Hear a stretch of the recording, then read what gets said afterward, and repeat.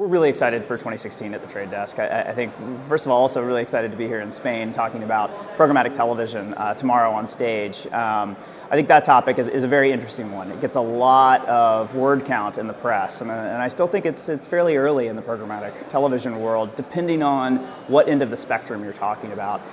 We think about programmatic television really as this spectrum. On one end, you've got stuff that looks a lot like what we do today, digital video kind of bleeding into over-the-top and streaming services. And then on the far end of the spectrum, you have linear television.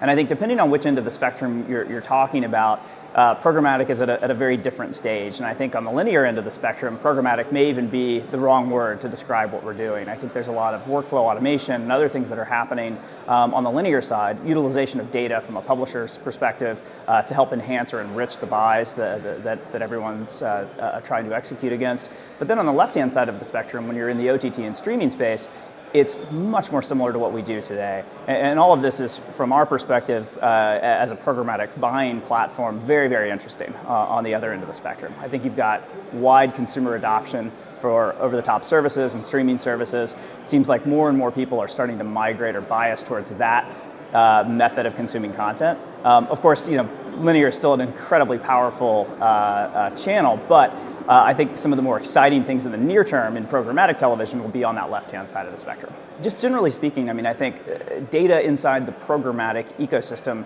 is frankly probably underutilized. Like, I wish we used more data. There's so much rich information out there, whether it's advertiser first-party data, publisher first-party data, third-party data sets. And as far as how we approach it as a buying platform, we have a DMP where advertisers or agencies can bring their first-party data into our platform so they can activate against it. We also have a data marketplace where we bring in a number of third-party data sellers to sell all of their segments to any of our partners. And so I think we've taken a very agnostic approach in that we want people to bring more and more data into our platform so they can be smarter about the media that they're buying across the digital ecosystem. So I think there's nothing but excitement ahead in the world of data, and hopefully it's going to continue to be utilized even more and more as we go into the future. And so I think there's probably, from our perspective, an underutilization today, and hopefully it's going to continue to grow, and every media buy has some element of data on it in the future.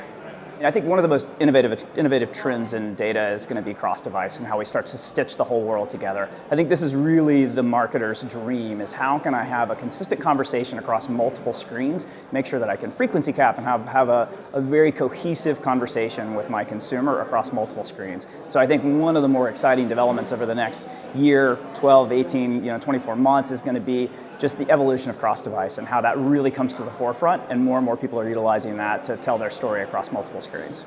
As far as forward-looking trends that we see in the programmatic space, I think there's going to be a lot of movement in digital audio in 2016. I think there's going to be more and more adoption in the native channel from a programmatic perspective.